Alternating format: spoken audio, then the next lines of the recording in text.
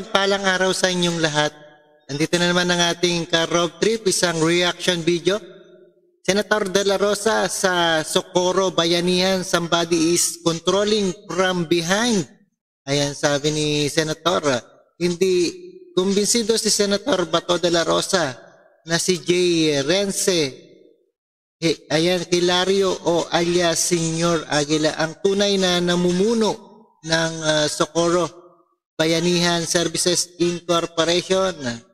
Ayan, aniya, maaring may taong nag-uutos kay Hilario upang magamit bilang presidente ng organisasyon. Sa kabila nito, tiyak na aniya na pananagot pa rin ang Hilario dahil sa mga sinalaysay ng biktima at testigo at nagdidiin sa mayroon nang nagaganap na child marriage at pag-aabuso sa kanilang organisasyon. Ayon sa senador, ang Senado ay pupunta sa kanilang lugar sa kapihan sa Socorro, Surigao del Norte upang idiin ang kaso.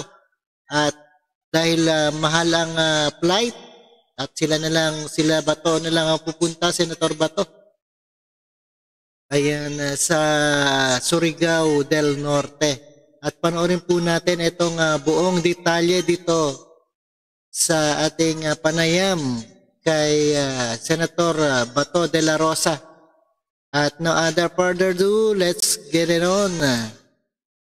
Alright, panoorin po natin, guys. Seryoso ba yung sasabog na pagdinig nyo sa ano daw? Sa Socorro na ba, sir? Sa Socorro na siguro. We will go there kasi mas marami silang babiyahe dito. Alam mo na, hirap din sa buhay yan, mamasahe pa pupunta dito. So tayo na pupunta doon, tayo na mamasahe yung tayo, kasama kayo. Sir, kailan yung target natin na isagawa yung hearing doon?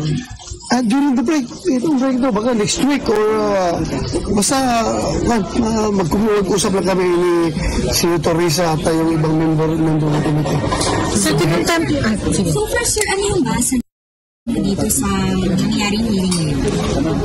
Any conclusions, findings so far? So far, nakikita tayo na talagang paglabag sa mga karapatan ng mga bata. Yan ang pinaka-main concern natin. All other concerns na pwede natin isa walang bahala. Pero yung concern about number one, yung forced marriages, forced sex, saka may rape pa, at saka yung pagbabawal na mag-aral, hindi makapag-aral mga bata dahil kung makita niyo yung schedule nila, very rigid, very regimented. From alas 2 na madaling araw, gising ng mga bata, marami na activities ginagawa hanggang hapon. So that explains why hindi na nakapag-aral mga bata. At saka binabawalan sila lumabas. Di ba? Binabawalan sila lumabas. That's illegal detention, sir? Violation of the right to travel. Sir, diba? And then, sir, right to movement. Sir, kinontempt sila for lying. So, syempre dahil nakita nyo, sir, hindi consistent sa sinabi. Pero, how do you determine kung sino nagsasabi ng totoo at hindi? What is the unang-una?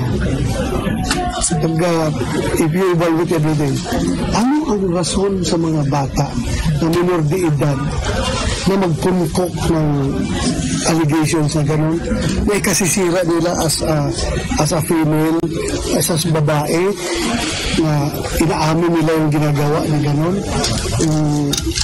Dahil pagkababae ginagalaw, kita nyo, iyak yung mga bata.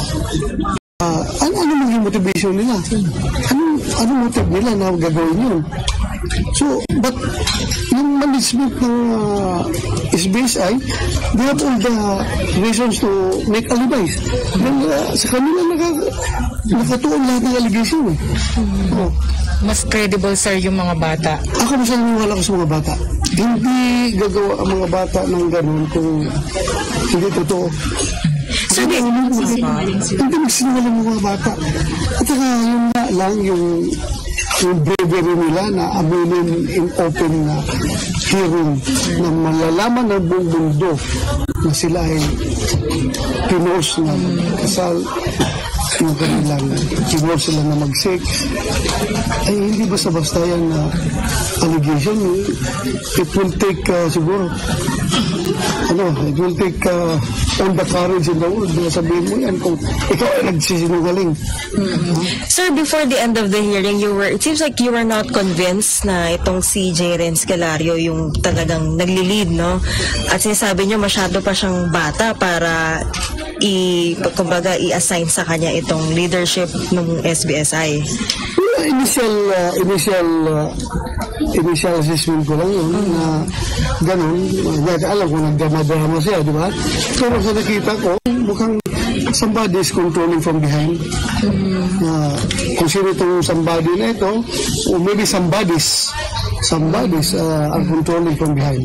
Maybe siya, figurehead lang siya. Figurehead lang siya. Ginamit lang yung kanyang pagka-miraculous, power to gain followership from among the people. Naniniwala kayo, sir? Kasi yung teacher na mismo nagsabi na yung ibon daw na tapos iba yung boses. Nung believer pa siya. The mere fact na napapaniwala niya yung ilang pulis yun? Kung teacher, sabihin yung teacher na 38 teachers na huminto sa pagtuturo at sumama sa kanila doon sa kapihan, kinalimutan ng lahat. Patanggap ko pa yun. Pero yung pulis, maro yung pulis. Mag-isip, hindi basta-basta makumbinsi mo. Pero nakumbinsi nila. Sumama doon. So there's something.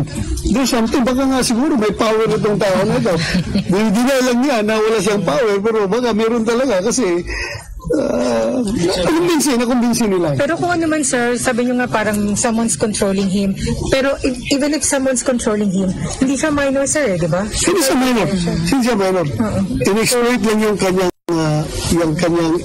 extraordinary powers to gain followership para sumunod yung mga tao. So, kung may crime man, liable pa rin siya. Liable pa rin siya. Kasi wala namang tinuturo yung mga bata as far as first marriages is concerned. Siya man lang nag-prepare. Ikaw, pag-asawa na kayo. Sige, pasok kayo sa kwarto. Sige, mag-ganon na kayo. Sige, sakuha na kayo. O ikaw, pwede mo na ripin yan dahil asawa mo na yan. Siya man na tinuturo. Kailan sila sa kailan sila mananatili? Mag-usapan pa namin hanggang kailan. Hanggang buong bakasyon ng Senado. Sila, pag mag-hearing kayo sa Socorro. Pag mag-hearing sa Socorro, kung kinakailangan namin ang presensya nila, kasama namin sila. Pero, sir, kung hindi, mag-iwan sila dyan. Pero sa ba added security sa Senate? Kasi syempre may private wala yan. Angkan, warrior yan si Joel Angkan. Hindi yan po pwedeng power Hindi kaya nang usahan natin yan. Sa content, talagang mas pinaniwalaan mo yung mga bata sa kanila. Bakit po? Sabi niyo kanina, hindi talaga kaya magsinungaling. Hindi pwede magsinungaling yung mga bata. Nakita ko ha.